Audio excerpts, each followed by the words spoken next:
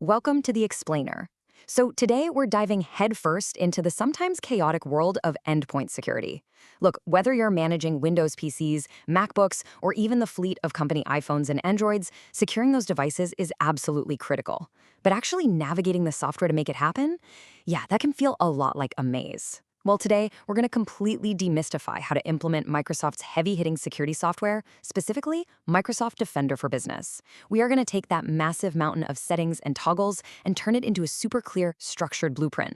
Okay, let's dive right into this blueprint. We're breaking this down into 5 manageable chunks. First, licensing and prep work. Second, deploying next-gen antivirus. Third, configuring Windows Firewall. Fourth, attack surface reduction. And finally, number 5, enabling tamper protection. All right, starting right off with step 1, licensing and prep work. I know, Microsoft licensing can be a bit of a headache, but let's clear it up right now. You essentially have 3 main choices here.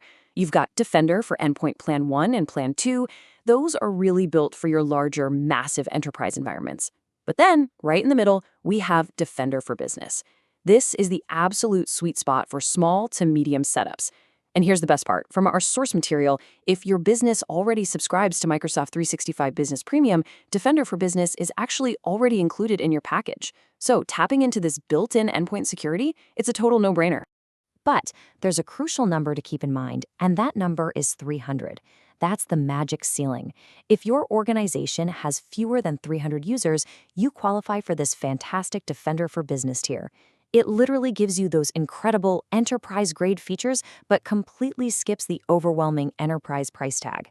Now, before we even think about touching a single security policy, we have to tackle what we like to call Step 0, which is connecting Microsoft Defender directly to Microsoft Intune.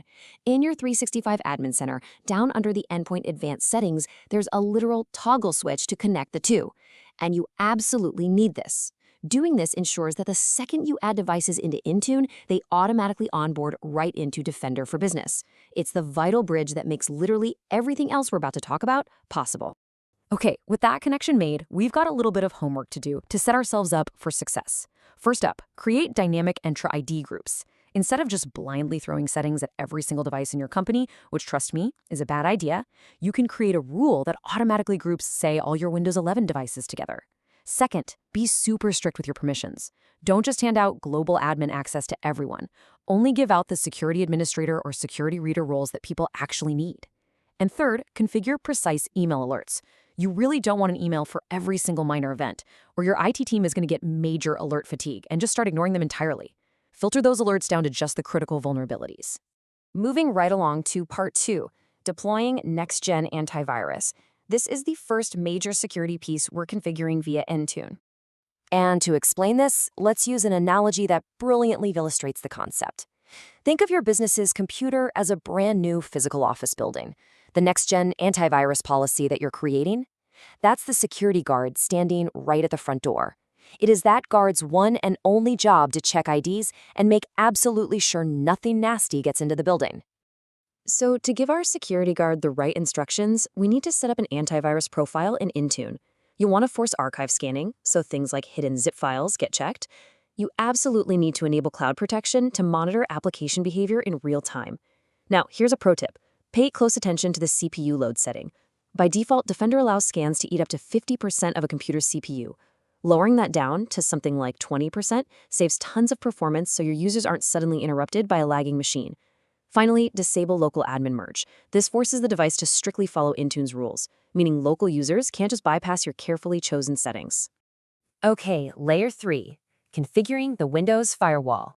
Here, we're setting up our firewall policies across domain, private, and public networks. But the absolute biggest takeaway here is disabling local policy merge. Just like we did with the antivirus, making Intune your single source of truth is highly recommended for keeping things locked down. It means a local admin on the device simply cannot tamper with the firewall. Now, I have to add a quick caveat. Tread carefully here. If you happen to have legacy applications hanging around that rely on highly specific, localized firewall rules, flipping the switch might actually break them, so just keep an eye out for that. All right, moving into Phase 4, Attack Surface Reduction, or ASR for short.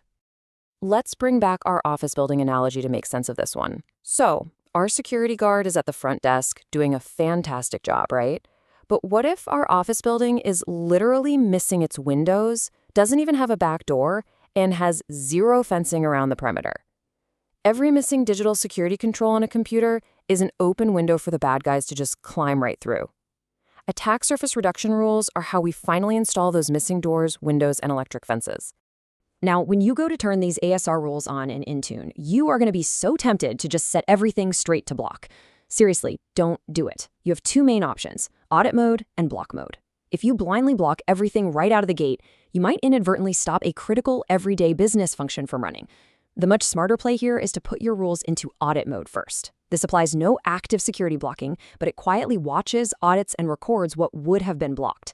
You let it run, observe your environment, read the reports, and then you selectively switch those rules over to block mode once you know for sure it's safe. And if you're sitting there wondering where to even start, Microsoft gives you a massive helping hand, and it all revolves around the number 45. Microsoft Sensor Telemetry will actually analyze your specific, unique environment for 45 days. Then, right in the Vulnerability Management dashboard, it spits out recommendations based entirely on that real-world data.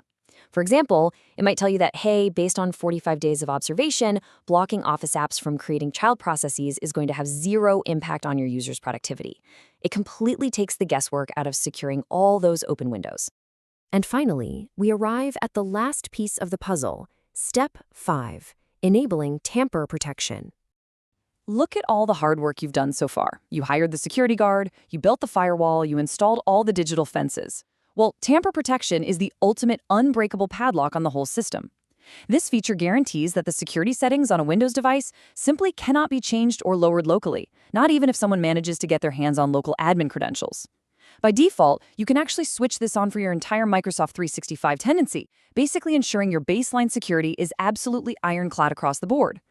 But hold on a second. What's really interesting about this setup is dealing with the inevitable IT support headache. We've all been there, right? You lock everything down tightly, and then a user furiously calls support saying their vital legacy software suddenly won't open. And of course, the software vendor is blaming your brand new security settings. How on earth do you investigate the issue if tamper protection is actively preventing you from even temporarily disabling the antivirus? Well, the magic answer to that problem is 4 hours to be exact. Microsoft built this genuinely brilliant feature called troubleshooting mode right into the security portal. When an IT admin triggers this for a specific troublesome device, it temporarily suspends that tamper protection, allowing you to make local configuration changes so you can actually diagnose the broken application. And honestly, the best part? After exactly 4 hours, it automatically resets and locks the device right back down. You don't even have to rely on your memory to go back and turn the security back on. It just handles it. So I want to leave you with this final thought. Ask yourself, if a highly sophisticated ransomware attack tested your digital office building today, are your digital locks truly deployed or are they just simulated? By utilizing dynamic groups, tuning that CPU load down, mastering audit mode, and wrapping the whole shebang in tamper protection, you literally transform an open target into an absolute fortress. Thank you so much for joining me on this explainer, and I'll catch you next time.